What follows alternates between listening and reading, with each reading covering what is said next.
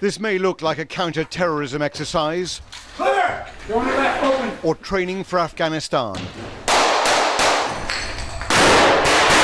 But the combat zone they're preparing for is much closer to home. It's inner city Philadelphia. This SWAT unit sees action every week. Whenever the police are outgunned, this is the team that comes to the rescue. Containing a shot that I'm walking towards. Ooh, they got a male stop. The man who catalogues the killings, night after bleak night, is Joe Kazmarek, a local photographer whose haunting images record the lives lost to Philadelphia's spiralling gun violence. On the streets they now call this city Killadelphia.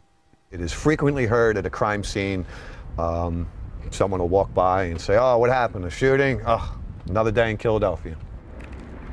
Children watching investigations. It's a heartbreaking scene. Well, my parents exposed me to Disney World, not crime scene investigations. You look at children like this that are growing up around it, they've got to be living in fear. It's not so much the high-profile killings, but the daily, day-to-day killings that just never let up. Because a lot of times people know who's committed the crimes. Mothers like Pat Griffin, whose son Darian was gunned down, never recover.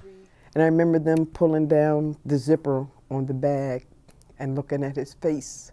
You have a flash of being pregnant, the delivery, first words, first walk, and I could only just think, my little baby, he's gone.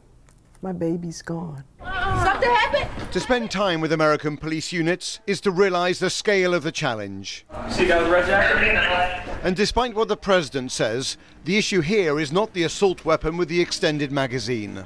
Well, we're now chasing potentially a gunman with a 9mm handgun. That, in Philadelphia, is the weapon of choice. The handgun doesn't create the mass terror. Can we get to the car, try and cut him off? Top 12. And banning it isn't a debate the White House or Congress wants to touch. Where'd he come from? He's come from that way.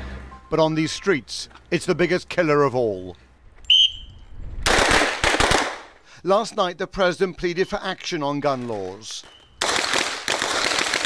But unwittingly, the exact opposite is happening.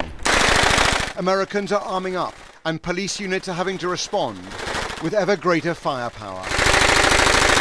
Robert Moore, ITV News, Philadelphia.